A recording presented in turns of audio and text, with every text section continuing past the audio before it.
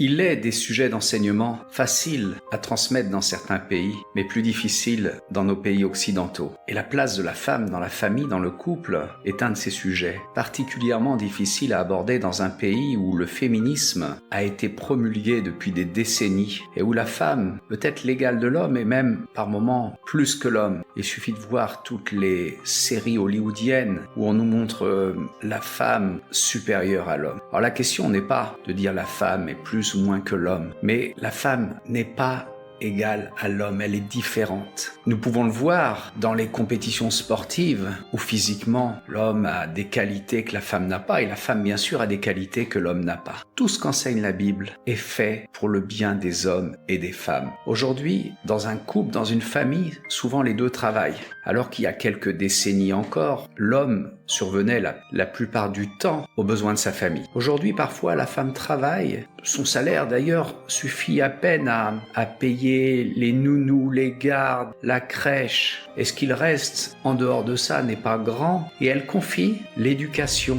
l'amour pour ses enfants à d'autres qui n'ont bien sûr pas son engagement, son implication vis-à-vis de ses enfants. Et c'est pour ça que nous arrivons dans une société où, pardonnez-moi, mais les enfants sont de moins en moins bien éduqués. Les soi-disant professionnels ne sont pas les mamans. Et la maman a un rôle spécial dans l'éducation de ses propres enfants. Surtout, je dirais, dans le jeune âge de ses enfants. Ensuite, le père, progressivement, va prendre de l'importance dans l'éducation. Alors, j'aimerais vous citer un passage dans Éphésiens 5, à partir du verset 22. « Femmes, soyez soumises à vos maris comme au Seigneur, car le mari est le chef de la femme, comme Christ est le chef de l'Église, qui est son corps et dont il est le sauveur. Or de même que l'Église est soumise à Christ, les femmes aussi doivent l'être à leur mari en toutes choses. Marie, aimez vos femmes comme Christ a aimé l'Église et s'est livré lui-même pour elle. » Nous ne parlons pas ici d'une soumission par la force, c'est une soumission dans l'amour où chacun